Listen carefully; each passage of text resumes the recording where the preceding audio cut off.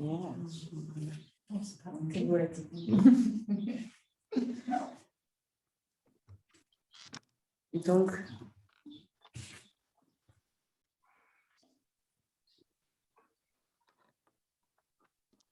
est-ce que l'on est bien? Et voilà, c'est bon. Est-ce que, du coup, je pense que tout le monde voit bien l'écran. Ouais. Voilà. Ça t'embête?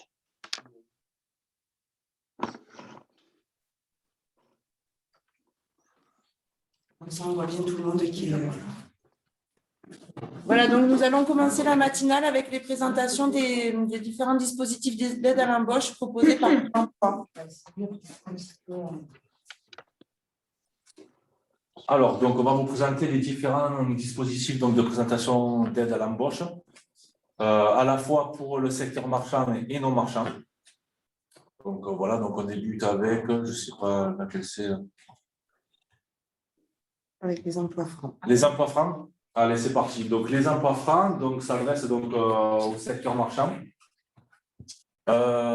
Pour toute embauche d'une personne qui réside dans un quartier prioritaire de la ville. Donc, quartier prioritaire de la ville, par exemple, pour Arles, c'est Le Trébon, c'est Bariol et c'est Griffeuil.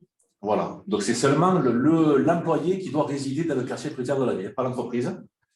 Donc, c'est des aides qui peuvent aller jusqu'à 15 000 € sur 3 ans pour un CDI et jusqu'à 5 000 € sur 2 ans pour des CDD. Vous avez le détail sur la diapo. Sachant que cette aide peut être bonifiée lorsque c'est à la fois un jeune issu des quartiers prioritaires de la ville et donc une personne issue des quartiers prioritaires de la ville et un jeune de moins de 26 ans. Ça peut être bonifié à 17 000 € pour un CDI. Voilà. Donc ça, pour l'instant, cette mesure, elle est valable jusqu'au 31 mai. On ne sait pas si elle va être prolongée ou pas par le gouvernement, mais en tout cas, à l'heure actuelle, on n'a pas eu d'infos supplémentaires sur ça. Donc, on est sur 17 000 € QPV plus jeune de moins de 26, ou alors 15 000 que QPV, ce qui est déjà pas mal.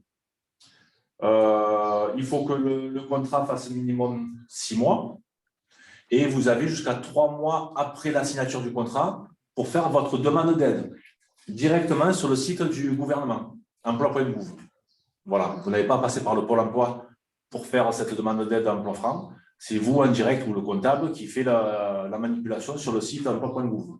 Sachant qu'on va vous demander une attestation d'éligibilité que le demandeur d'emploi devra vous fournir et qu'il peut avoir en allant sur son espace personnel de Pôle emploi. Ou en venant à l'agence Pôle emploi, on lui délivre l'attestation immédiatement. Voilà, Agnès, je ne sais pas si tu as quelque chose à rajouter. Je pense que... Non. Oui, j'ai pris l'exemple de Arles, mais aussi Tarascon, également sur le territoire. Tarascon, ben, c'est les ferrages et le centre-ville, qui est un QPV, c'est ça. Et Château-Renard, alors Château-Renard, je ne sais pas. Comme ça dépend de l'agence de... Après, dans tous les cas, même si vous voulez regarder, vous avez... alors, je ne connais plus l'adresse exacte, mais en allant sur Google, vous avez des liens en tapant l'adresse, savoir si c'est un QPV ou pas. C'est le SIG du gouvernement. Voilà, vous allez sur le site du gouvernement, on vous demande de rentrer l'adresse QPV et on vous dit si, voilà, si cette adresse est éligible à un quartier prioritaire ou pas. Également, voilà. Là, vous avez le flyer emploi franc qui vous est diffusé, voilà, qui résume un peu tout ce que je viens de vous dire, avec un exemple à la fin de ce que cela peut représenter en économie pour l'entreprise. Voilà, c'est toujours bon d'avoir un petit exemple pour s'en rendre compte de... Oui, on a une question. Oui. Ah, alors... Je ne sais pas que les élèves puissent bénéficier de ce contrat en mai. Il suffit qu'ils se réinscrivent. En fait, si vous voulez, lorsque l'emploi franc, donc le contrat de travail va démarrer, il faut que le jeune, le jour du démarrage, soit inscrit à Pôle emploi. C'est très, très important parce qu'on a eu des cas, justement, où le jeune a pris contact avec l'entreprise, tout est OK, etc. Sauf qu'il ne s'est pas actualisé, il a été désinscrit au mois précédent, et le jour de l'embauche, il n'était plus inscrit à Pôle emploi. Du coup, l'emploi franc n'est pas validé. Donc, il est impératif. Je l'ai déjà embauché le 19. Ah, vous l'avez déjà embauché le 19. Donc, il faut qu'il se rapproche de son pôle emploi pour éventuellement effectuer une demande d'inscription rétroactive. Voilà, il n'est pas trop tard, il faut le faire dans le mois qui suit, qu'il aille à son agence rapidement faire une demande d'inscription rétroactive, justement, en prétextant que l'employeur a fait une demande d'emploi franc et que c'est super important pour vous. On a répondu. Ouais, je pense. Oui, on va... Après, si vous avez d'autres questions à la fin qui vous viennent, on va la faire sans problème de la présentation. Alors, on va continuer. On enchaîne sur les emplois en province. Emploi en province, alors ça, c'était une mesure départementale. C'est très important parce que ça veut dire que l'entreprise et le salarié doivent résider dans le 13. Voilà, dans les Bouches-du-Rhône. Donc, très important. Donc, si vous voulez embaucher quelqu'un qui habite sur Saint-Gilles, par exemple, ou sur Beaucaire, ce n'est pas possible de bénéficier de cette aide. Cette aide, vous pouvez en bénéficier si la personne que vous recrutez est au RSA. Voilà, c'est la seule condition pour bénéficier de cette aide. Donc, voilà, vous avez la durée minimale du contrat, donc 24 heures minimum hebdo, donc un temps partiel. Ça peut être un CDI, mais également un CDD. L'aide, elle est de 4 000 € maxi sur un an. Voilà, donc 1 000 € par trimestre. CDI, CDD, peu importe. Et là également, si vous souhaitez en faire la demande, vous devez également aller sur le site du gouvernement, enfin, du département, pardon, pour en faire la demande. Voilà, ça ne passe pas par le Pôle emploi, ça non plus. Alors, cette aide emploi en province est cumulable avec les emplois francs. Donc, ça, c'est une précision.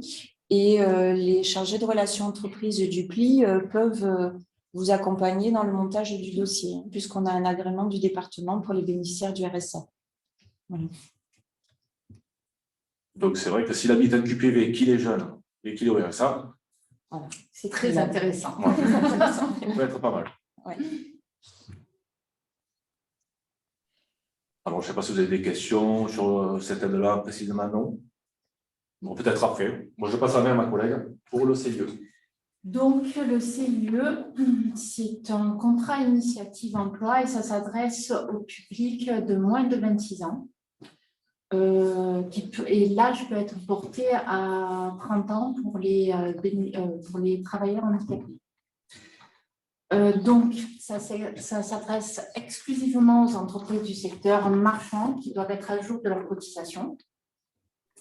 Donc, vous l'avez compris, il faut recruter quelqu'un de moins de 26 ans, en CDD d'au moins 6 mois, 20 heures, ou en CDI. Et pour le montage de cette mesure, il faut proposer du tutorat.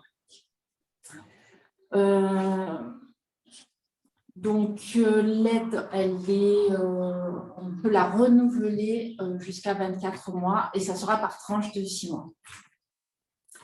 Et par contre, la demande doit être faite auprès de Pôle emploi et avant le démarrage du contrat. Donc, dans le cadre du CIE, l'aide, elle correspond à 47% du SMIC horaire brut. Et vous serez également exonéré de cotisations patronales, de taxes sur les salaires, de taxes d'apprentissage et des indemnités de fin de contrat pour un CDD. Donc, ça reste quand même très, très intéressant. Et si on passe à l'autre slide. C'est celle-là ou c'est celle d'après? Oui, c'est celle d'après. Voilà.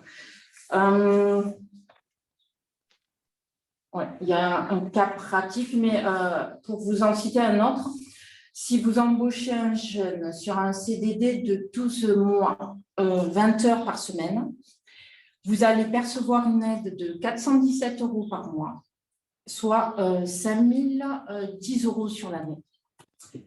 Et il vous restera comme charge 6 099 €. Donc, ça, c'est très, très intéressant. Voilà. Pour toute question, vous pouvez toujours nous contacter au Pôle emploi, service employeur, si vous avez des questions. Après, peut-être préciser que le CIE jeune, contrairement aux autres mesures, il faut passer obligatoirement par le Pôle emploi. Voilà, c'est-à-dire que c'est nous qu'on monte l'aide et comme le dit Agnès, il faut impérativement le faire avant le démarrage du contrat. Contrairement aux aides que je vous ai présentées précédemment, on peut le faire jusqu'à 3 mois, voire 4 mois après. Celle-ci, il faut la monter et la valider avant le démarrage du contrat. Oui. Ce qui est bien, c'est 15 jours avant. Voilà. C'est ça. Donc, si vous embauchez un jeune, contactez-nous, on vérifie s'il est inscrit et ensuite on vous envoie le kit pour le montage du CIE. Voilà, ça c'est pour la mesure CIE. Il n'y a pas de souci. Sur les CIE et les bénéficiaires du RSA. Le CUIC peut aussi vous accompagner pour le montage des demandes de CIE.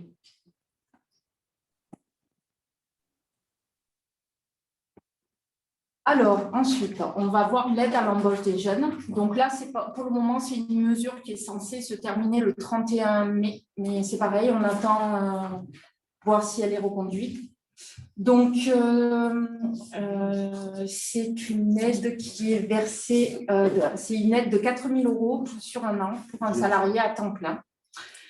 Et forcément, c'est proratisé en fonction du temps de travail et de la durée du contrat. Et la durée minimum pour en bénéficier, c'est proposer 3 mois de contrat. Voilà, sur un 20 heures. Donc, 4 000 €, temps plein, 1 an, et sinon, vous proratisez. Vous avez un délai de 4 mois à compter de la date d'embauche de votre salarié pour en faire la demande. Voilà, donc, et la demande, elle est plutôt rapide. Et là, c'est pareil. Pour tout renseignement, il faut s'adresser à l'agence de services de paiement. Mais vous pouvez également vous adresser à nous. On est là pour vous orienter et répondre à vos questions.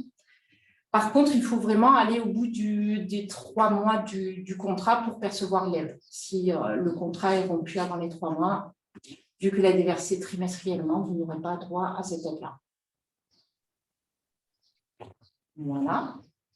Toujours pas de questions? Est-ce que vous avez des questions, des interrogations par rapport à toutes ces aides à l'embauche de jeunes?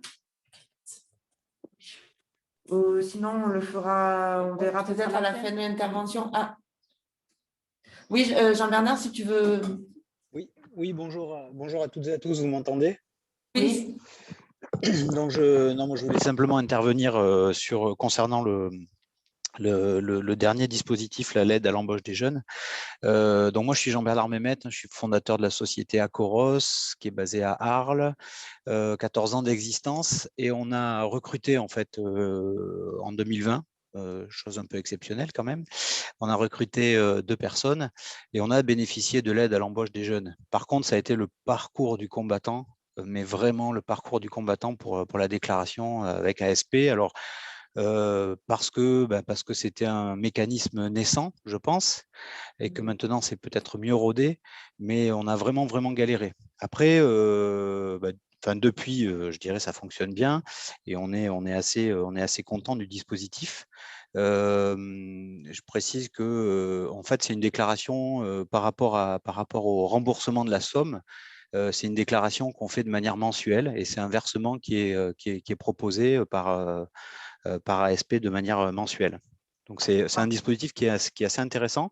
Et là, j'avais des questions, mais effectivement, vous y avez répondu parce qu'on vient de recruter pour l'instant pour 6 mois et on verra pour la suite quelqu'un. Et donc, je voulais savoir si effectivement, il y avait un accès également à ce dispositif aide à l'embauche des jeunes. Donc, vous m'avez répondu en grande partie déjà.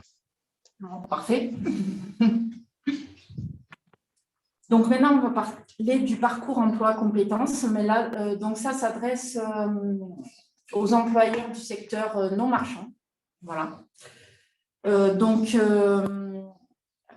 Ça s'adresse également aux publics qui sont les plus éloignés du marché du travail. Là, dans cette logique de parcours, eh ben, il faut quand même proposer un accès à une formation pour rapprocher le demandeur de son emploi, en lui proposant une montée en compétences.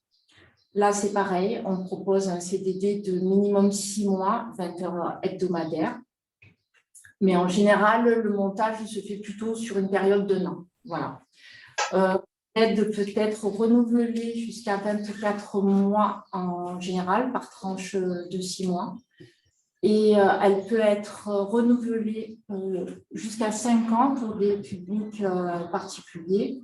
Les personnes de plus de 50 ans qui rencontrent des difficultés d'accès à l'emploi et les travailleurs handicapés. Voilà. Donc ça, c'est toujours intéressant. Ce n'était pas noté sur la slide, mais voilà. Donc, la slide suivante, là, on a un dernier arrêté.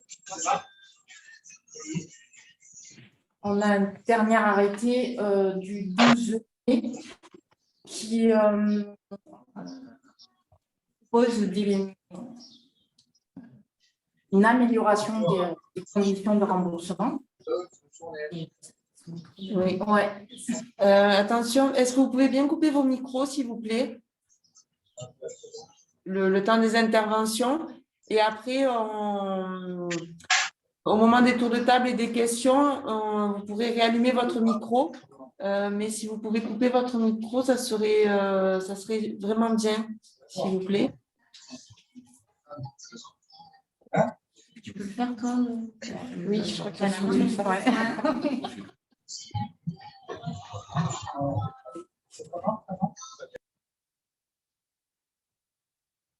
Voilà, je pense qu'on est bon. Oui, ben, je continue. Donc, c'est une aide qui a différents taux. Ça va de 80% à 40%. Donc, 80% du SMIC horaire brut. Donc, après, on verra les différents publics qui sont concernés par les différents pourcentages.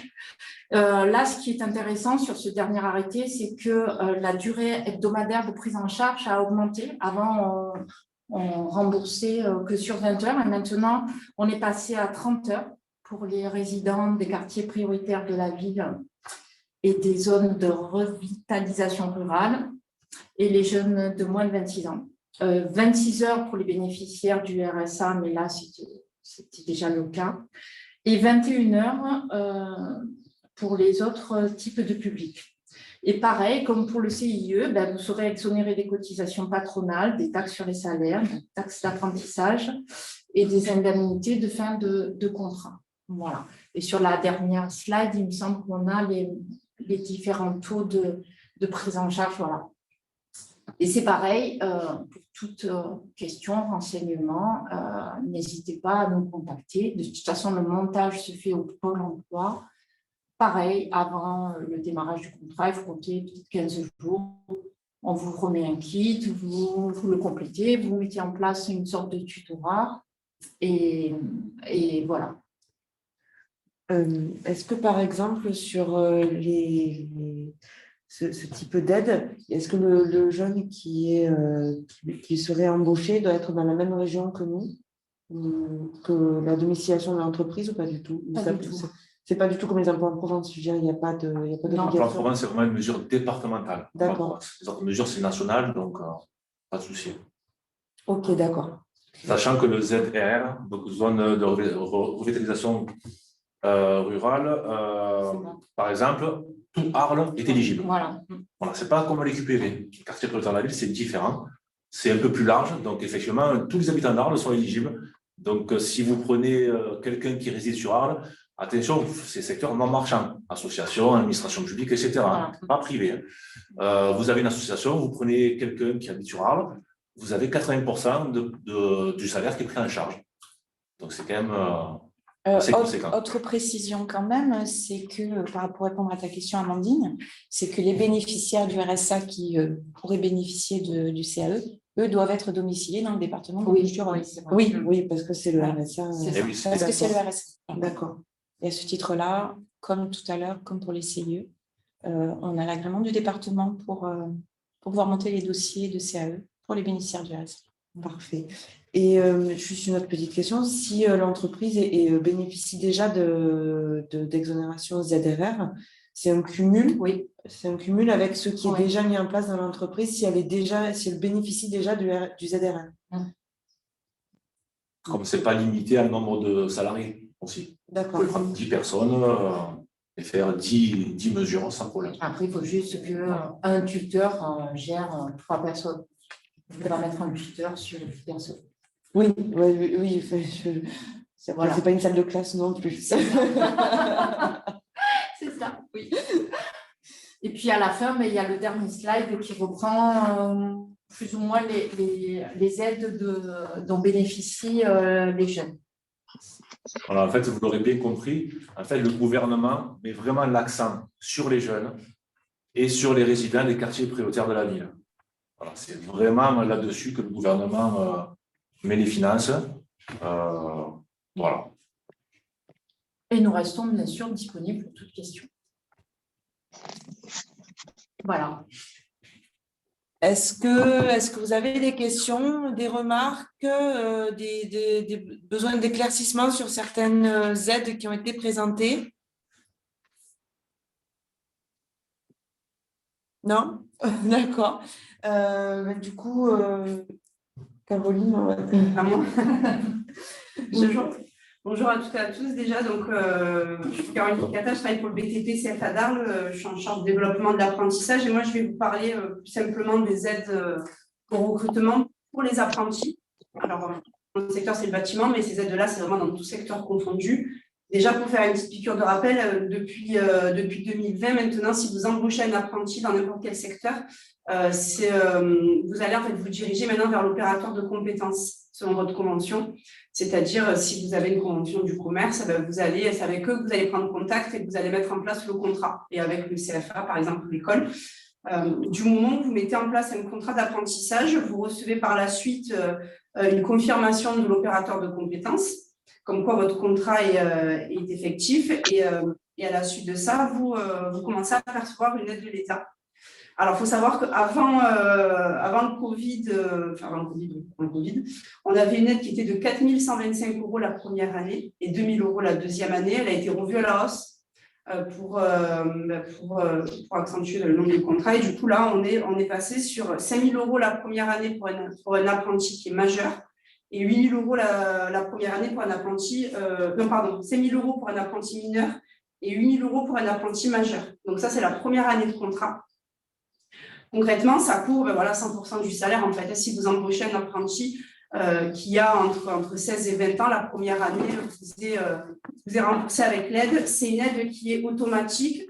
Alors, je reviens à ce que disait monsieur tout à l'heure sur le délai de traitement. En effet, la SP était sous l'eau clairement la première année là, sur 2020. Ça a été très long. J'ai eu énormément de retours au mois d'entreprise et c'est vrai que ça a été très long. Je pense qu'en fait, ils n'ont pas mesuré les délais de traitement. Maintenant, c'est revenu, je pense. Vous me direz, normalement, c'est revenu à la norme, mais ça y est, c'est assez rapide. Ça se fait dès le mois qui suit ou dès le deuxième mois. Voilà, c'est une aide qui est automatique, qui est versée en début de mois, le 5. Et puis, du moment en fait, où la fiche de paye de l'apprenti n'est pas à 0 €, même s'il a travaillé, il est venu en centre de formation une journée, ou même il a travaillé une journée, malgré les absences, vous percevez la prime. Et ensuite, si on est sur un contrat de 24 mois, donc la deuxième année, on passe à 2 000 €. Donc, ça, c'est… donc, on est sur un majeur, on a 10 000 € de prime sur 2 ans et 7 000 € de prime sur un mineur. Ensuite, pour vous parler, donc, du coup, alors c'est une aide qui est versée, donc j'avais dit dès la première année de contrat. Pour l'instant, ça a été reprolongé. Alors, c'était reprolongé jusqu'à fin mai, et là, on a su c'est reprolongé jusqu'au 31 décembre 2021. Et à savoir aussi, c'est une petite parenthèse, peut-être que vous le savez déjà, mais maintenant, un contrat d'apprentissage peut être signé à tout moment de l'année. Donc, n'importe quel secteur d'activité dans lequel vous êtes, si vous souhaitez accueillir un apprenti, vous pouvez l'accueillir dès maintenant. Et en fait, le contrat sera ajusté du moment où il démarre avec vous. Il a 3 mois pour démarrer sa formation. Donc, voilà, il peut démarrer à tout moment de l'année maintenant. Et pour qui? Donc, en fait, c'est pour les employeurs du secteur privé qui ont moins de 250 salariés. Donc, ça, c'est la règle de base. Sachant qu'avec avec ces nouvelles aides qui ont été réalisées, maintenant, même les employeurs du secteur privé de 250 salariés peuvent percevoir la prime. Il y a des conditions, c'est qu'ils s'engagent à atteindre le seuil d'alternants dans leurs effectifs en 2021. Et maintenant, ça a aussi été ouvert au contrat de professionnalisation, cette prime, donc pour les jeunes de moins de 30 ans. Caroline, j'ai une question. Au niveau de l'âge des apprentis, Oui, ça peut aller jusqu'à… Ça a bougé ça aussi. Donc avant, on était sur l'apprentissage, c'était de 16 à 26 ans, 25 ans révolus. Maintenant, c'est à partir de 15 ans, si le jeune il a terminé son année de troisième. Et c'est jusqu'à 29 ans révolus. Donc 29 ans révolus. Après, il y a des conditions au-delà. C'est-à-dire que moi, au CFA, j'accueille des apprentis qui ont au-delà de 30 ans. Il y a plusieurs raisons. C'est-à-dire soit s'ils ont un projet de création d'entreprise, c'est-à-dire ils passent leur diplôme pour ouvrir après ensuite leur propre entreprise. Donc ça, sous réserve d'une attestation, concrètement, l'opérateur de compétences ne peut pas refuser le contrat d'apprentissage. Je vous le dis, voilà, tous les ont été validés. Si la personne est reconnue travailleur handicapé. Et d'ailleurs, je fais aussi une parenthèse sur ça, il y a des aides en plus aussi qui se cumulent à l'aide au recrutement par rapport à la GFIP. Si vous accueillez un travailleur handicapé, et aussi si vous recrutez un sportif de haut niveau. Bon, je ne présente pas souvent, mais sachez qu'au-delà de 30 ans, vous pouvez avoir un apprenti qui est sportif de haut niveau. Après, concernant le montant de l'aide unique, alors là, du coup, vous verrez sur la slide, on vous a découpé l'aide vu qu'elle est payée mensuellement. Donc, pour vous donner un exemple, vous recrutez un apprenti qui est majeur. La première année, vous percevez tous les mois 666,6 €. Voilà, 670 €, on va dire. Donc là, c'est la première année. 416 € s'il est mineur. Et ensuite, 166 € la deuxième année. Et si on part sur un contrat de 3 ans, parce que maintenant, on peut aussi ajuster la durée des contrats d'apprentissage, ça, c'est aussi notre parenthèse, vous avez une aide de 1 200 €. Pareil, s'il y a un redoublement. L'aide ne s'arrête pas. Et ce qui est intéressant à savoir, alors là, je parle beaucoup par rapport à nos formations, mais imaginons qu'on a, je ne sais pas, un artisan qui embauche un jeune en CAP et qui souhaite le garder en BP. Du moment où on part sur un nouveau contrat, l'aide repart à zéro. Donc, vous repercevez, par exemple, si le jeune il est majeur, vous repercevez 8 000 € d'aide pour le BP. Donc, voilà, ça, c'est intéressant aussi à savoir. C'est une aide qui est automatique, il n'y a pas de formalité spécifique à faire. Voilà, du moment où en fait l'opérateur de compétences valide le contrat, logiquement vous recevez par mail vos échéances, on vous demande un RIB et normalement il n'y a plus trop de délai d'attente, ça se fait le mois qui suit. Voilà, donc je vous ai mis aussi après pour plus d'infos, il y a le numéro de téléphone de l'agence de services de paiement, l'ASP. Normalement ils sont un peu plus dispo maintenant. Jusqu'à il y a quelques mois c'était possible de les avoir, à la normalement ça devrait faire. Il y a une question Oui. sur la durée du contrat, sur un contrat alternant sur un étudiant pour une année de master. Oui. C'est possible aussi. Alors après, en fait, honnêtement, tout dépend du parcours déjà de formation. Alors c'est que nous, on n'est pas sur du master, donc je n'ai pas cette expertise pour vous donner des réponses concrètes. Après, tout va être… maintenant, en fait, les contrats d'apprentissage peuvent être modifiables en accord avec… du coup, il y a un positionnement qui se fait. C'est-à-dire que nous, par exemple, un apprenti va être positionné par rapport à son profil, à son parcours en amont, par rapport à l'employeur. Et voilà, c'est un positionnement qui va se faire. Ça sera à l'école de le décider. Après, quand vous dites sur une année de master, non, normalement, non. Voilà, on est d'accord. Ça dépend. En général, le contrat est rattaché à la durée de la formation. Après, voilà, il y a quand même un cadre. C'est-à-dire que nous, par exemple, un jeune qui sort de troisième, qui n'a aucune expérience, je donne un exemple, dans le froid et dans la clim, je ne vais pas lui ajuster son contrat sur 12 mois parce que l'entreprise souhaite l'embaucher que sur 12 mois. Voilà, ça, par contre, il faut être bien clair. On va faire, on se calque à l'éducation nationale, il va passer son diplôme, le but, c'est qu'il réussisse. Donc, on part sur 24 mois. Un jeune qui, par exemple, là, j'ai le cas, qui a un BTS en électrotech et qui a déjà des bonnes bases et qui a déjà validé ses matières générales, on pourra ajuster sur un an. En fait, c'est du cas par cas, clairement. D'accord. Philippe, j'espère qu'on a répondu à ta question, si c'est un petit peu plus clair pour toi. Donc, j'ai déjà un contrat pour un apprenti. D'accord, ok. Donc, Daniel, il a déjà un contrat pour D'accord. un Et vous apprenti. percevez du coup la prime, vous l'avez, ça a été laborieux ou ça va? Alors, vous l'avez signé quand le contrat? L'année dernière. Vous m'avez dit, pardon, je n'ai pas entendu. L'année dernière. L'année dernière. Est-ce que vous l'avez signé avant de. Et vous n'avez pas l'aide? Vous la percevez pas tous les mois? Non. Non. Parce que Vous normalement, entendez c'est depuis 2019, depuis la nouvelle réforme, il y a l'aide qui se fait automatiquement. Donc ça, je vais vérifier. C'est à partir de quelle date? Normalement, c'était au 1er janvier 2019 où l'aide s'est mise en place suite à la nouvelle réforme. Et ensuite, elle a été revue à la hausse pendant le Covid. Mais, donc là, le cas échéant, je peux. Alors, est-ce que les mois perdus, il va avoir un effet rétroactif ou bon, sinon, tant pis. Et sinon, est-ce que le cas échéant, ils vont me verser, je peux quand même demander l'aide et ça va partir de. Votre apprenti, vous l'avez en contrat jusqu'à quand là? Encore jusqu'à fin d'année, là. À l'époque, du coup, votre contrat, vous l'avez enregistré avec la chambre consulaire. Enfin, c'était avec quel organisme? Je ne sais plus. C'est pas moi qui m'en étais occupé, je ne sais plus. Je vais vous le dire. Ça a une incidence? Non, mais après, c'est que normalement, il devrait être. Enfin, si le contrat est enregistré, logiquement, vous avez la prime qui doit être versée par la suite. Il n'y a rien du tout, quoi. Ah. Bon, on peut le prendre en cours dans tous les cas. Secteur d'activité, c'est quoi? Enfin, si c'est pas inscrit votre secteur d'activité? L'agricole. L'agricole, d'accord. Ouais, là, c'est du coup, non. Je ne sais pas quoi vous répondre si normalement, depuis 2019, vous devriez avoir la prime. Bon, je vais faire la demande alors, je vais voir. Appelez, de toute façon, dans tous les cas, vous appelez la SP, après avoir à ce moment-là, peut-être qu'en effet, à quelques semaines près, je ne sais pas exactement quand vous avez signé le contrat, peut-être que du coup, c'était caduc. Mais alors, en effet, l'effet rétroactif, là, il est important. D'accord. Bon, mais je vous remercie. En tout cas, si vous prenez un nouvel apprenti, vous aurez la prime, c'est sûr. Et là, par contre, oui, vous passerez pas. Bon, mais je vous remercie. Voilà, vous passerez par l'opérateur de compétences en fonction de votre convention. Oui. Mais voilà, normalement, c'est eux qui vous contactent avec un échéancier, donc n'hésitez pas à les contacter. Bon, je vous remercie. Mais de rien. Merci. Du coup, j'avais peut-être une autre info, alors je ne sais pas si vous avez des questions.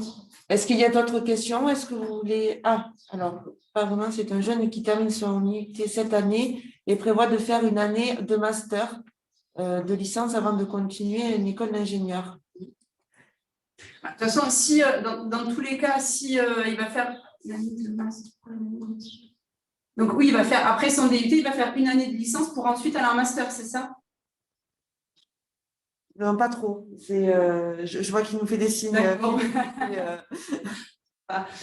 tous les cas, de toute façon, si c'est un contrat d'apprentissage, logiquement,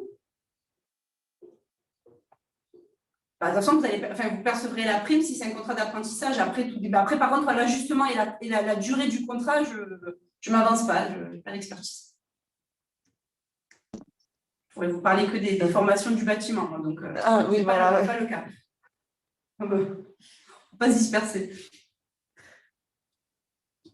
Voilà. Est-ce que vous avez d'autres interrogations par rapport aux aides à l'apprentissage? Oui. Oui, on vous écoute. Bonjour. Moi, j'ai une apprentie. Bon, ça fait longtemps que je prends des apprentis et je trouve que c'est un système qui est très bien. Après, là, j'ai cette année une apprentie qui est en arrêt maladie très, très, très régulièrement. Et en fait, elle est systématiquement en arrêt maladie quand elle doit travailler et elle n'est pas arrêtée quand elle doit aller à l'école. Et donc elle ne me propose pas une rupture du contrat, donc je subis et j'attends. Je voulais savoir si le temps où elle sera, où il y a cette période d'arrêt maladie, les aides sont maintenues ou pas? Alors, en fait, l'aide… Comment? Pardon, allez-y, je vous ai coupé. Allez-y. En fait, l'idée, c'est que du coup, elle ne part pas. Donc, je ne peux prendre personne à la place. Et oui, non, j'imagine votre situation. Après, enfin, c'est que j'ai pas mal d'employeurs qui ont ce souci. Et surtout, après, du coup, ce qui devient un peu malsain, c'est que la personne vient pour sa formation et refait l'arrêt pour ne pas venir en entreprise. Ça arrive malheureusement. Après, il y a plusieurs solutions. Déjà, le centre de formation qui accueille cette personne, est-ce que vous en avez discuté avec la personne qui est sur la relation entreprise? Est-ce qu'il y a déjà peut-être une médiation qui peut se mettre en place avec une discussion déjà pour essayer de trouver un accord à l'amiable et faire comprendre à la personne qu'elle perd du temps et qu'il pourrait avoir une place pour une autre personne, déjà essayer de trouver un arrangement? L'école n'a pas essayé de vous proposer ça? En fait, c'est moi qui ai appris à l'école qu'elle était en arrêt maladie parce qu'elle ne les avait pas prévenus.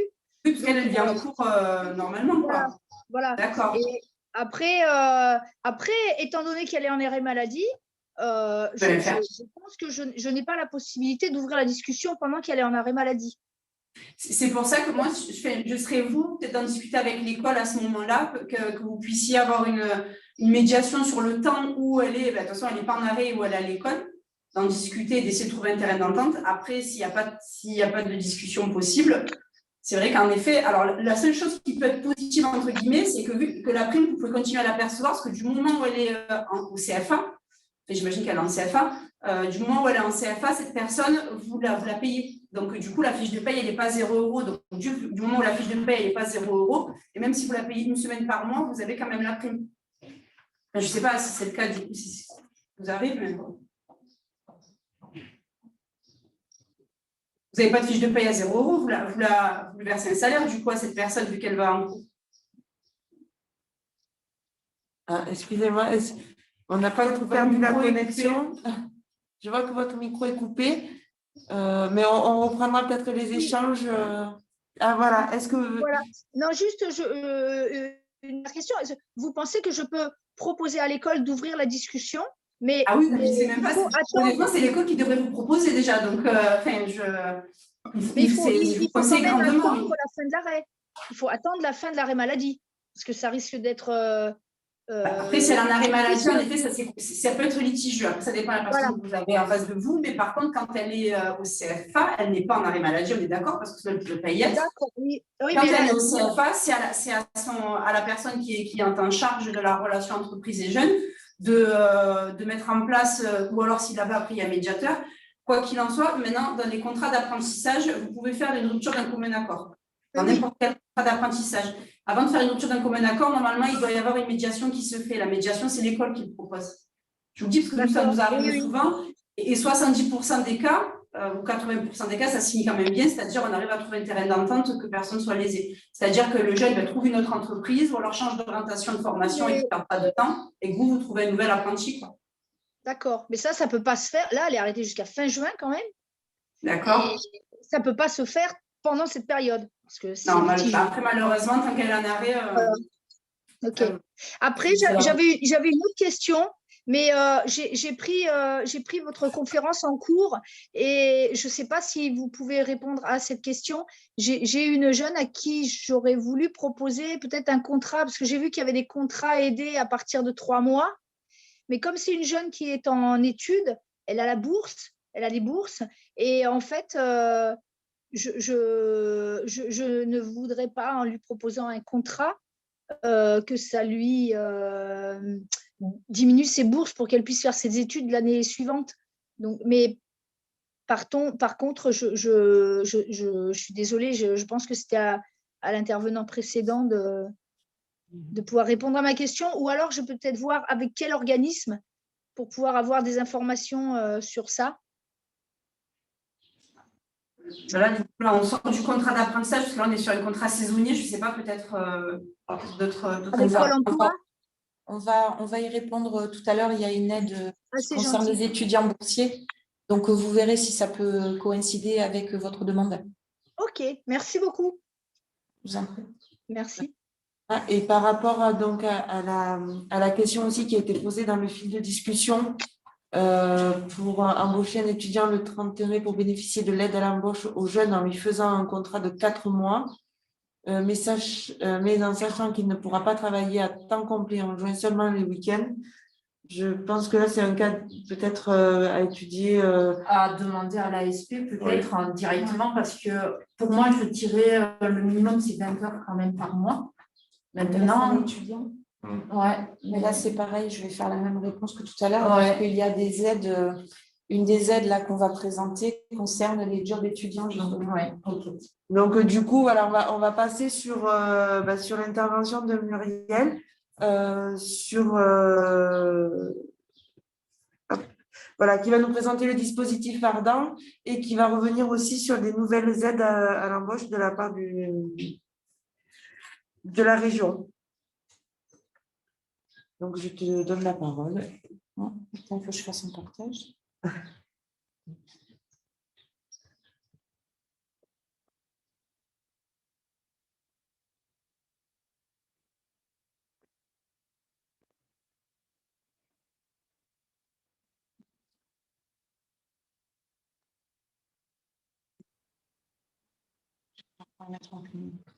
Parce que du coup, j'ai la fenêtre de...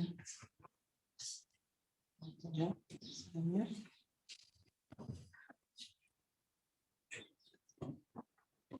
Est-ce que vous voyez bien l'écran? Est-ce qu'il faut que j'agrandisse? Oui, c'est bon. C'est bon. Merci. Et après, tu peux lancer le diaporama si tu veux. Non, d'abord, je vais peut-être commencer par vos questions sur les jeunes. Là. Dispositif pour les jeunes en entreprise. Là, sortez vos lunettes parce que c'est vraiment minuscule. Alors, c'est un dispositif qui a été mis en place très récemment. C'est pour ça que je vais lire parce que je ne le maîtrise pas. Il a été mis en place très récemment pour les jeunes. Donc, en lien avec la crise sanitaire et économique depuis 2020. Donc, l'idée était de booster tout ce qui pouvait être accompagnement des jeunes. Vous l'avez vu précédemment avec tout ce qui a été présenté par mes collègues de Pôle emploi. Donc, les phénomènes, pour lutter contre les phénomènes de pauvreté, de précarité qui touchent les jeunes. Donc, il y a 3 dispositifs.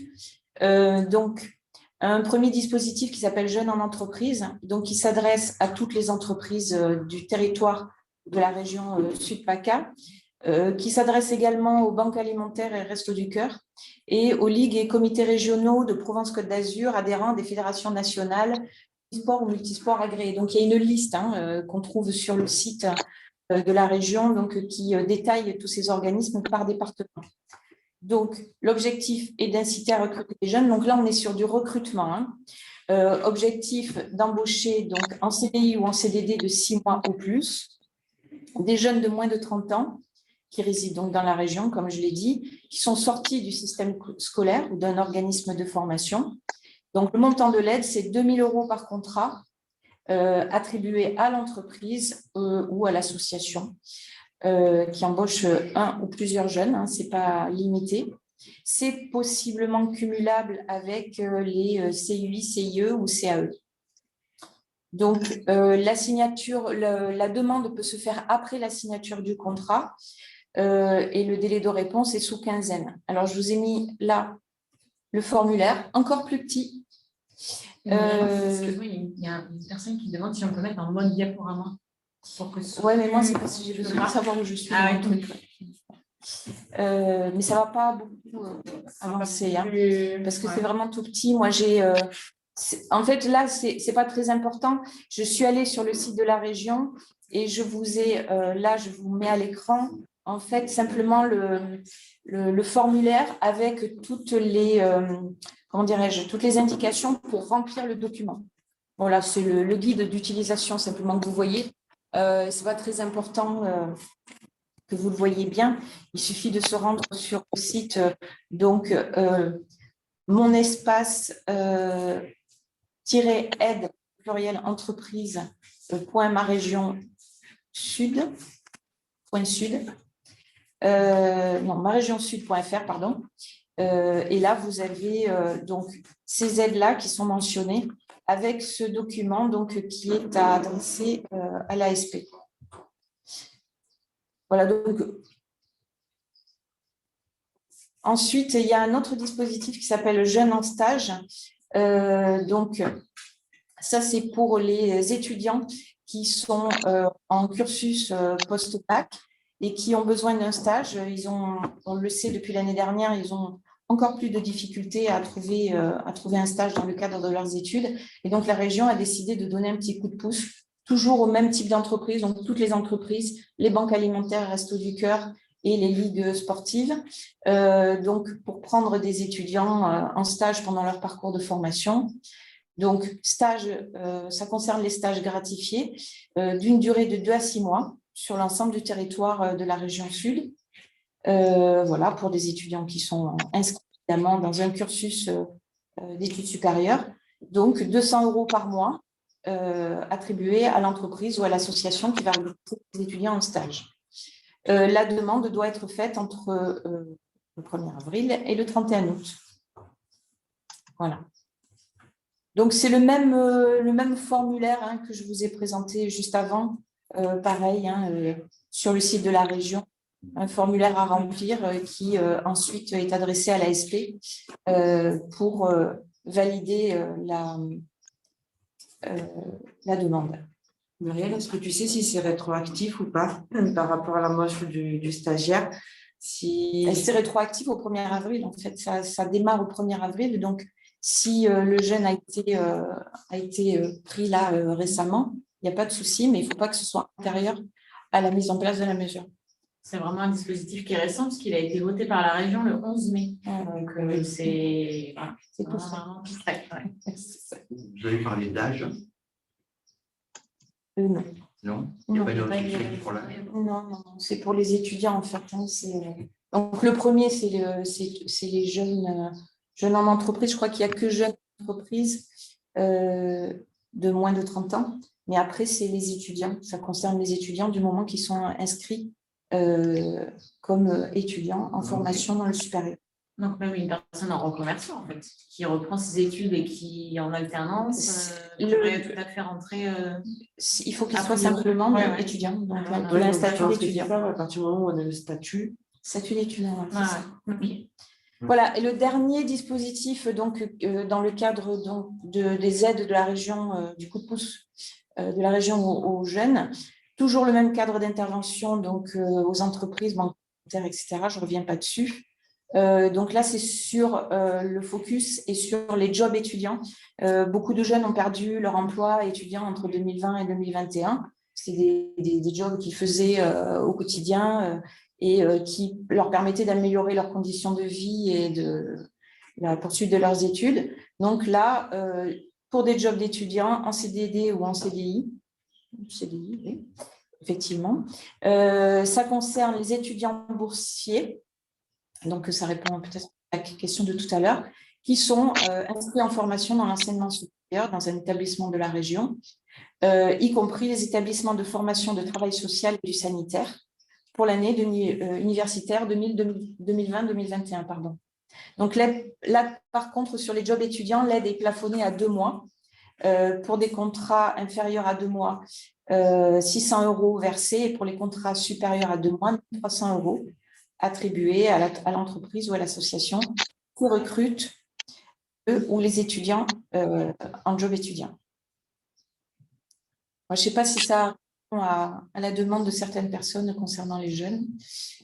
Voilà.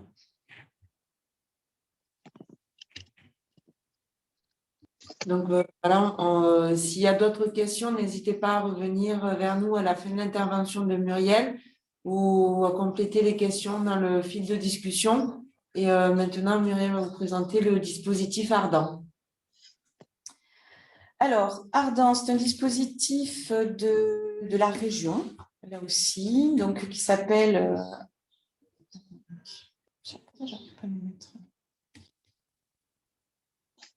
Donc, Action régionale pour le développement d'activités nouvelles.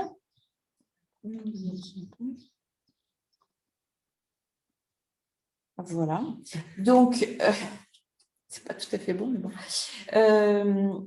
donc qui est gérée, mise en place par la région en partenariat avec Pôle emploi et qui est pilotée par le CNAM, le Conservatoire national des arts et métiers. Donc, Ardent, on est clairement dans un dispositif qui est de la formation. Ce n'est pas une aide à l'embauche directement, mais une aide à la formation. Donc, ça concerne les entreprises ou les associations de moins de 50 salariés, indépendantes d'un groupe national ou international. L'objectif, c'est de prendre en formation, en alternance, donc au CNAM et dans l'entreprise, une personne sans limite d'âge, qui va vous aider à conquérir un nouveau marché, lancer un nouveau produit, structurer, développer une nouvelle activité dans l'entreprise qui va vous permettre d'accéder à plus de compétitivité. Donc, la personne que vous allez prendre dans le cadre du dispositif Ardent s'appelle un pilote. Il est demandeur d'emploi et il aura donc un statut de stagiaire de la formation professionnelle, rémunéré pour le coup. Donc, les entreprises qui sont concernées, les entreprises de moins de 50 salariés, comme je vous l'ai dit, localisées en région PACA, les associations et toute entreprise de toute façon créée depuis plus d'1 an puisqu'il faudra produire un bilan. De l'autre côté, le pilote, c'est un demandeur d'emploi inscrit à Pôle emploi qui a un niveau équivalent à un bac ou de l'expérience professionnelle et qui est prêt à suivre une formation. N'hésitez pas à m'interrompre si vous avez des questions. Donc, comme je vous l'ai dit, l'idée, c'est de booster un projet de développement dans une activité qui ne préexistait pas. C'est-à-dire que si vous avez un pôle secrétariat, comptabilité, et que vous désirez recruter une deuxième secrétaire, ça ne fonctionnera pas, ça ne rentre pas en ligne de compte. Par contre, si vous n'avez pas encore de service commercial, vous souhaitez créer un poste commercial, là oui. Si vous avez décidé de développer votre communication digitale, ce n'est pas le cas, un développeur web ou tout ce qui est référencement, quelqu'un qui va s'occuper du management et du référencement naturel, par exemple, oui. Vous pouvez, si vous créez le poste d'assistant de direction, c'est éligible également. Alors, donc, au terme de la formation, vous le voyez dans la petite case bleue, le stagiaire donc, sera capable de conduire en autonomie un projet de développement dans votre entreprise. Alors, l'intérêt d'Ardent, c'est que c'est gagnant-gagnant. C'est-à-dire, d'un côté, pour l'entreprise, ça lui permet de développer une activité. Souvent, les entreprises ont des projets qui sont latents. On n'a pas le temps, on n'a pas le personnel pour développer cette nouvelle activité. Et là, c'est vraiment une opportunité super intéressante de pouvoir enfin se lancer sur ce projet. Le demandeur d'emploi, de son côté, va acquérir des compétences puisqu'il va avoir une formation en même temps qu'il va acquérir des compétences dans l'entreprise elle-même. Donc, pendant 6 mois. Et au terme de ces 6 mois, il va valider en plus un diplôme du CNAM d'entrepreneur de petite entreprise. Il faut savoir que pour toutes les entreprises qui ont utilisé le dispositif Ardent, on a plus de 70% de recrutement en CDI ou en CDD de plus de 6 mois pour la région PACA. Il est évident que toutes ces personnes qui viennent faire ce dispositif Ardent dans l'entreprise créent leur poste en même temps qu'ils créent une activité pour l'entreprise et créent leur poste. Alors, le nerf de la guerre, combien ça coûte? Donc, combien ça coûte? Eh bien, d'abord, ça coûte assez cher. Donc, la région prend en charge la quasi-totalité des frais liés à la scolarité et à la formation du CNAM. Le reste à charge pour l'entreprise, c'est 5 500 € net pour les 6 mois qui sont versés sous forme de chèque de 1 360 €. Voilà. Donc, le stagiaire, lui, a un maintien de ses indemnités. Donc, s'il est en allocation retour à l'emploi, ARE de Pôle emploi, ben, il est maintenu sur ses allocations. S'il est au RSA, pareil. S'il est en CSP, donc De la même manière, en ASS aussi. Et en plus, il touche donc une indemnité complémentaire de 460 € par mois. Pour les personnes qui n'ont plus de droits, s'ils ne sont plus indemnisés ou s'ils ne sont pas indemnisés, là, on passe par la région qui va faire un calcul suivant la situation de la personne. Là, je ne peux pas vous dire quel sera le montant, c'est vraiment du cas par cas.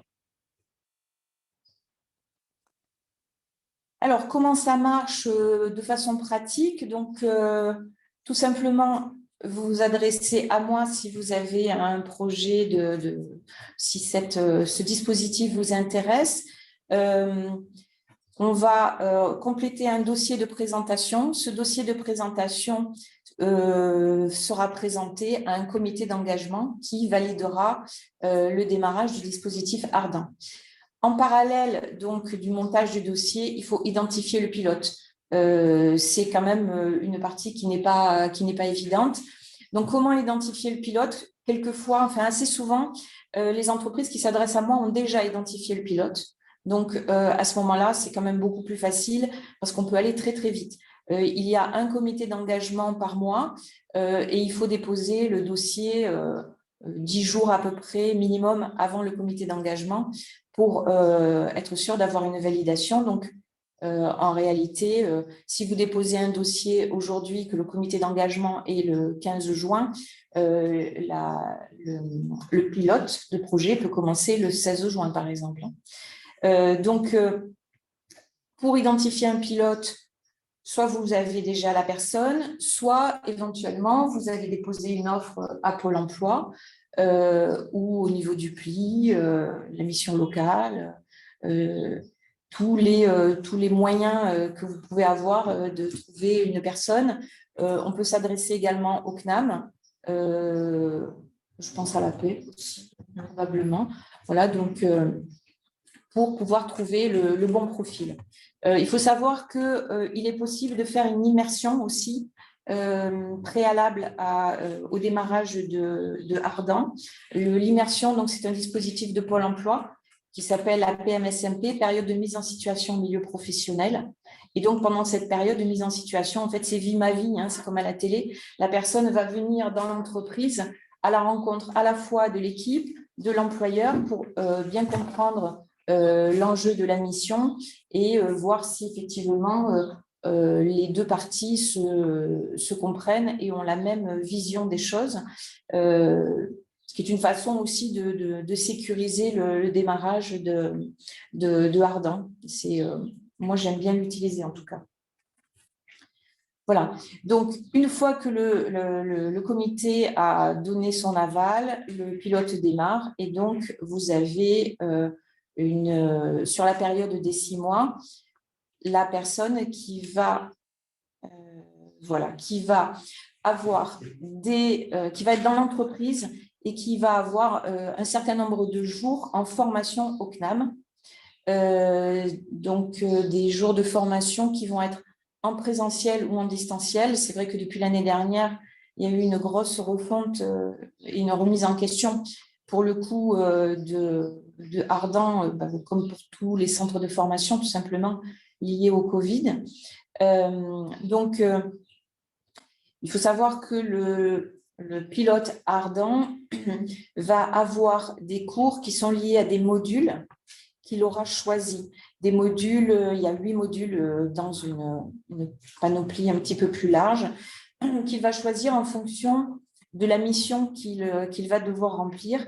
Ça peut être un module sur le marketing, sur la gestion, sur le développement commercial. Enfin bon, il y a beaucoup de possibilités.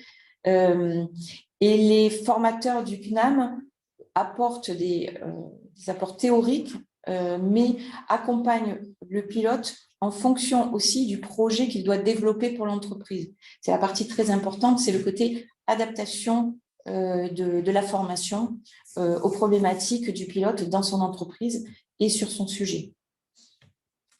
Donc, c'est ce qu'on appelle un accompagnement individualisé. Voilà, donc là, je vous en ai parlé. Hein. Donc, les modules de formation, peu de jours, hein, c'est c'est 2 semaines en tout et pour tout, donc je crois que c'est un peu plus de 2 jours par mois, où soit il se rend au CNAM à Marseille quand les cours sont en présentiel, soit il le fait à distance. À savoir qu'il y a un complément de formation, un chéquier de 1 500 € qui est proposé s'il est nécessaire pour le pilote d'avoir une formation complémentaire. Donc, en dehors du CNAM, ou pas, ça c'est... je crois que j'ai fait le tour. Je ne vais pas vous en dire plus parce que c'est déjà assez dense, je crois. J'espère que je ne vous ai pas perdu. Vous êtes toujours là? Il y avait 2 questions pour toi. Oui.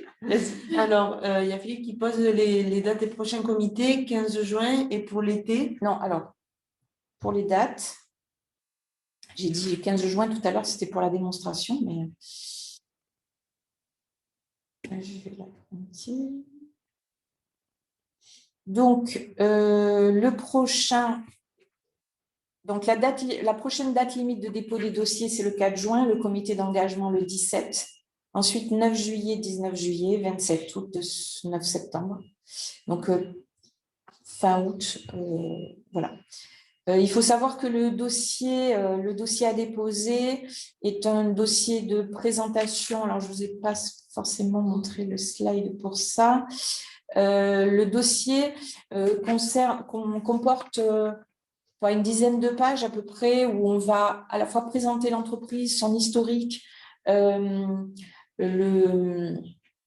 projet lui-même, pourquoi on veut faire ce projet, quel est l'objectif à 6 mois et 1 an du projet, quelles sont les valeurs de l'entreprise, ensuite des données chiffrées donc sur la situation financière de l'entreprise, un bilan, voilà, des informations chiffrées et des informations qualitatives, on va dire, sur l'entreprise, qui est une sorte de note d'opportunité pour expliquer au comité en quoi Ardent est un vrai plus pour l'entreprise et pour le pilote qui va monter le projet.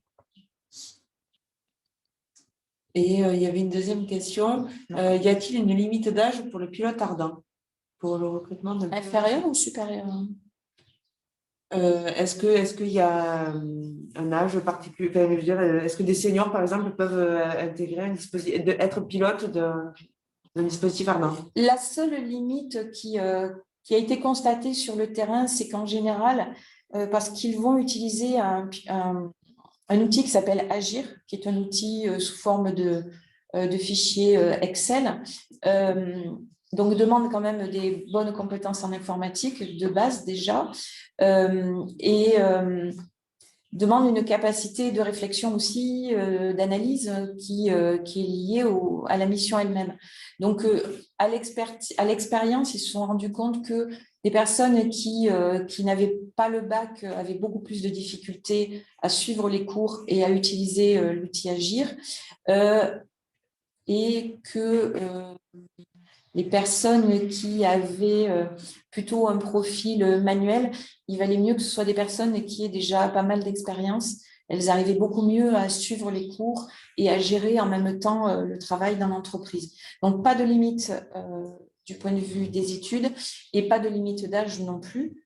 Au contraire, hein, c'est une bonne chose que de reprendre des études à n'importe quel âge. L'intérêt, c'est que voilà, pour l'entreprise, c'est une personne qui est formée à l'entreprise et qui, au terme des 6 mois, sera totalement opérationnelle pour poursuivre sur ce projet et continuer à seconder le chef d'entreprise, parce qu'il faut savoir que pendant toute la période où ils vont être en pilotage de projet, ils vont avoir une vision vraiment totale de l'entreprise. Et donc, ils vont être là vraiment pour seconder le chef d'entreprise dans tout ce qui est développement. Donc, c'est une expertise qui est précieuse. Ah, merci Bernard. Donc, Jean-Bernard Mehmet qui nous dit qu'il a recruté son assistant administratif en 2014 via un dispositif Ardent et qu'il le recommande. Voilà. Donc, Initiative Pays d'Arles, qui est ici dans les locaux au village d'entreprise. Donc, je suis salariée d'Initiative Pays d'Arles et nous avons donc, nous sommes experts projet, promoteurs et experts projet pour le dispositif Ardent. Donc, si vous êtes intéressés, n'hésitez pas à nous contacter. On viendra à votre rencontre et on répondra à toutes les questions complémentaires et on procédera au montage du dossier si vous le souhaitez. Est-ce que vous avez d'autres questions, par rapport au dispositif Ardent? Non, c'est bon. On va peut-être. Peut-être oui, Maria, tu peux présenter peut-être le pli plus globalement sur l'accompagnement sur l'année, au fil de l'année. Pas uniquement au fil de l'année, pas uniquement sur les aides à l'embauche, sur l'accompagnement au recrutement pour les entreprises, peut-être. Je vois que tu mets la petite slide sur le pli et les chargés de relations entreprises. Donc, le pli sur. Non, mais juste sur le chargé de relations entreprises, pas plus que ce qu'il y a sur la slide. Non, mais peut-être que tout le monde ne connaît pas le pli. Ah oui, alors le pli, c'est un dispositif qui est porté et animé par la communauté d'agglomération.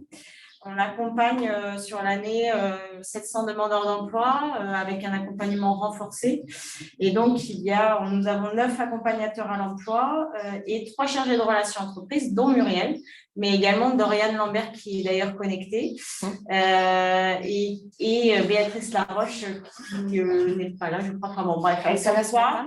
Voilà, et elles peuvent vous accompagner à la fois sur vos recrutements, vos besoins, la définition, la fiche de poste, ça c'est assez large, hein, sur la rédaction de votre offre d'emploi, par exemple, et puis sur aussi le recrutement en lui-même, et ça c'est plus Muriel du coup qui peut vous en parler. Et tout au long de l'année aussi, on organise des événements comme les rencontres de l'emploi, que vous connaissez certainement.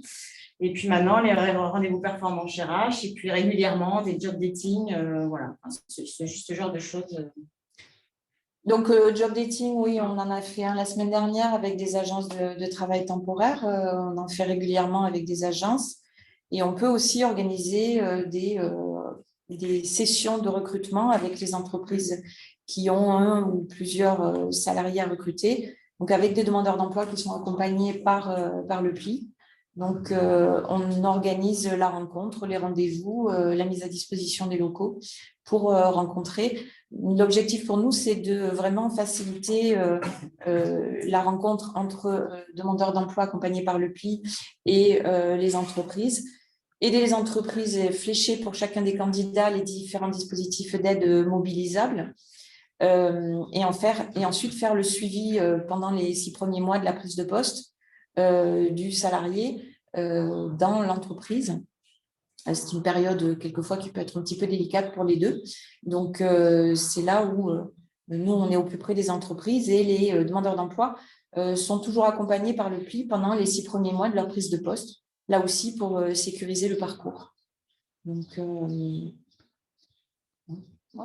on peut aussi travailler avec les associations de zones d'activité, monter des actions vraiment sur mesure en fait en fonction des besoins et des demandes des entreprises sur les zones.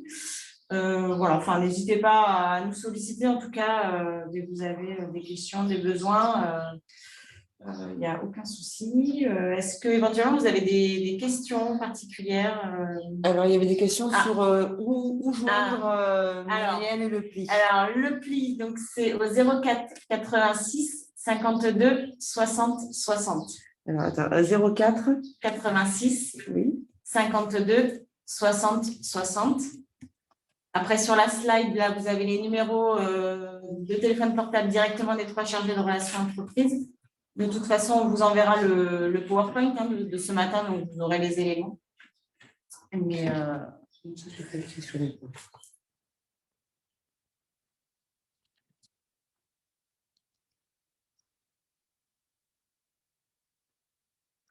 on vous met le numéro dans le 60-60 dans le chat. Voilà. C'est la page, c'est en général. Je vais y arriver. Hein. Je vais répondre à tout le monde.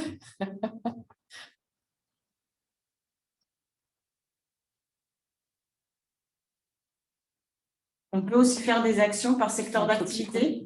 par filière. D'ailleurs, Ils arrivent c'est pas. probablement ce qu'on va de plus en plus faire pour répondre à des besoins communs aux entreprises d'une même filière.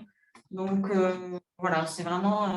on réfléchit aujourd'hui à évoluer, à faire de plus en plus d'actions plus ciblées, plus qualitatives, répondant vraiment aux besoins des entreprises. Donc, si vous avez des idées ou des suggestions, il ne faut pas hésiter à nous les faire passer surtout. On est sur les réseaux aussi. On est sur les réseaux, merci. On a une page Facebook qui s'appelle Emploi ACCM.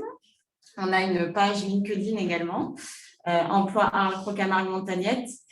Il y a aussi la page de la communauté d'agglomération, ACCM, voilà, pour suivre toute l'actualité de nos événements, des informations. On met beaucoup d'infos aussi sur les nouveaux dispositifs qui sortent. C'est vrai qu'il y a il peut y avoir beaucoup d'informations qui ne sont pas toujours très, très claires, notamment là, il y a eu la réforme de la formation et ça me permet de faire du coup la transition puisque le prochain rendez-vous performance RH portera sur la formation, sur le plan de développement des compétences, éclaircir peut-être un peu tout ce qui s'est passé au niveau de la réforme de la formation parce que c'est pas évident à comprendre. On en a un peu parlé avec les OPCO, les opérateurs de compétences, etc. Donc, ce sera normalement le 25 juin prochain. Voilà, mais vous recevrez l'invitation pour participer. Voilà. Est-ce que tu veux rajouter quelque chose ? Peut-être ajouter tout à l'heure, quand je vous ai parlé des aides au recrutement, il y a une aide aussi sur les nouveaux contrats qui sont signés donc avec les OPCO, ce sont les aides au tutorat. Alors après, je ne peux pas vous parler de montant exact parce que tout va dépendre de votre convention. Alors moi, c'est vrai que je travaille essentiellement avec l'opérateur de compétences constructives parce que c'est la convention du bâtiment. Donc ça, c'est l'exemple type que je vais vous donner. Après, ça dépend de votre secteur d'activité. Par exemple, avec Constructis, une entreprise donc, qui va accueillir un apprenti, le maître d'apprentissage va toucher une prime de 500 € la première année. Et c'est que souvent, on ne le sait pas, en fait, ce sont des petites aides en plus. Donc, c'est une prime par entreprise, mais c'est à hauteur de 500 € par an, donc 1 000 € les 2 années. Du coup, ça se rajoute en plus, par exemple, des 8 000 € qu'on pourrait toucher la première année. Et c'est versé au bout de 6 mois après le début du contrat. Donc, si vous démarrez en septembre, 6 mois après, vous touchez la prime de tutorat. C'est en plus, c'est une petite aide en plus. Du coup, c'était pour vous rajouter cette information. Ça, après, il faudra voir avec vos opérateurs de compétences. Si vous souhaitez recruter un apprenti, ce sera eux qui vous donneront l'information. Du coup, on est le prix pour l'accompagnement demandeurs d'emploi et éloignés d'emploi. J'ai l'impression que vous êtes aussi force d'accompagnement pour les entreprises. Et oui. Oui, tout à fait. Et les deux, il faut pouvoir être en lien, pouvoir mettre en lien les demandeurs d'emploi avec les entreprises. Il faut qu'il y ait la discussion entre toutes les parties. Et une question de Sylvie, pensez-vous que la date de prise en charge des contrats va être repoussée en juin ou non ? La date de prise en charge des contrats, c'est-à-dire la prise en charge pour l'aide ou de mettre en place un contrat au mois de juin ? Sylvie, si vous voulez parler, je vous invite peut-être à libérer votre micro et à prendre la parole, puisqu'on est quand même dans les temps. Donc, si vous voulez… Ah, l'aide, oui, elle est repoussée. Alors, en tout cas, sur la partie apprentissage, c'est certain, c'est repoussé jusqu'au 31 décembre 2021. Après, pour les aides, tout à l'heure, vous parlez, je ne sais pas, ça par contre pas. Mais en tout cas, sur l'aide au recrutement, contrat d'apprentissage, sur certains, c'est jusqu'à fin d'année. Sur les aides de la région, les nouvelles aides qui sont portées par la région PACA, elles ont… Ah, celles qui s'arrêtent Celles que j'ai présentées moi tout à l'heure s'arrêtaient au 31 août. Voilà, il y en a qui s'arrêtent au 31 août pour la région. Et les aides à l'embauche, 31 mai, je ne sais pas. On est officiellement 31 mai, mais après… Et oui. Ça n'a pas encore été décidé. Ouais. Peut-être lundi. Lundi soir. Dans le week-end. Dans le week-end. Super, 10 heures. Voilà. Du coup, si vous voulez, si vous voulez échanger, nous faire part d'une remarque, je vous invite à libérer vos micros, puisque là, on a quand même super bien respecté le timing. On est même à l'avance. Donc, si vous voulez échanger, poser des questions autres, tout ça, n'hésitez pas. Nous sommes disponibles. Après, on vous enverra de toute façon les supports de présentation dans la foulée. Et donc aussi pour vous, quand même pour mettre en garde. Souvent, certains dispositifs ont des durées limitées dans le temps, avec des dates de fin, tout ça, et ils sont souvent réactualisés. Donc, à savoir que les PowerPoint qu'on va vous envoyer sont à jour, c'est-à-dire d'aujourd'hui, de fin mai 2021. N'hésitez pas aussi à poser des questions ou à vous renseigner sur les dates, sur les validités de ces dispositifs, parce que souvent, ils changent. Enfin, le Ardent, ça va, il est quand même assez... Ça peut changer aussi. Il ne bouge pas. Le Ardent, il ne bouge pas. Les aides de la région, elles sont jusqu'au 31 août. Il y a des aides pour l'emploi qui sont jusqu'au 31 mai. Donc, n'hésitez pas à vous renseigner aussi sur la durée des validités des dispositifs et à vous renseigner aussi sur, par exemple, en septembre, qu'est-ce qui a pu évoluer ou pas, parce que ce sont des choses qui changent assez régulièrement. Voilà, c'est juste pour vous dire que peut-être quelque chose qui est actif aujourd'hui ne le sera peut-être plus au mois d'octobre ou sera fait différemment au mois d'octobre. Voilà, c'est juste pour... Et je vous propose aussi de vous mettre les coordonnées de nos participants, de nos intervenants, pour ceux qui sont d'accord, afin que vous puissiez échanger aussi directement avec eux si vous avez des questions beaucoup plus particulières sur vos futures embauches. Voilà. Non, merci à tout le monde. Merci à Caroline, Agnès et Michael et Muriel pour votre intervention. Un grand merci à Christophe Lefray d'avoir été avec nous aujourd'hui. Et je pense qu'on peut libérer tout le monde. Donc, avec qui prendre un rendez-vous pour présenter les activités de l'entreprise pour évaluer quel dispositif peut être les plus adaptés. Le PLI ou Pôle emploi pour Philippe. Philippe, je te laisse, si tu veux expliquer rapidement ton activité, juste pour qu'on puisse t'orienter vers le bon interlocuteur. Oui, bonjour, vous m'entendez? Oui. Bon. Oui, alors c'est une activité assez particulière. On fait des interventions artistiques avec des ateliers de peinture. On est en train de développer avec l'IUT d'Arles des aspects distanciels, voire de la réalité virtuelle, pour que les gens qui veulent peindre les tableaux de Van Gogh qu'ils faisaient avant en venant ici puissent le faire depuis chez eux, à New York, à Tokyo. Ça signifie qu'il y a avec nous là un stagiaire de l'IUT informatique. On a besoin aussi de compétences en assistant administratif. Donc, il y a plusieurs pistes qui sont intéressantes. Voir quelqu'un sur les réseaux sociaux. J'ai une idée d'un pilote. Bon, voilà. Donc, ça fait beaucoup de questions. Est-ce qu'il y a quelqu'un qui serait plus à même de voir en détail nos projets qui sont accompagnés par France Active maintenant depuis 2-3 ans. C'est complémentaire. En fait, les activités sont complémentaires. Moi, j'ai coutume de dire de voir avec les deux, le service sur certains points va être le même. Sur d'autres points, on va apporter peut-être des choses un petit peu nuancées. Je pense que mobiliser peut-être les deux et en fonction de vos besoins, chacun va vous apporter quelque chose de plus spécifique qui peuvent être complémentaires.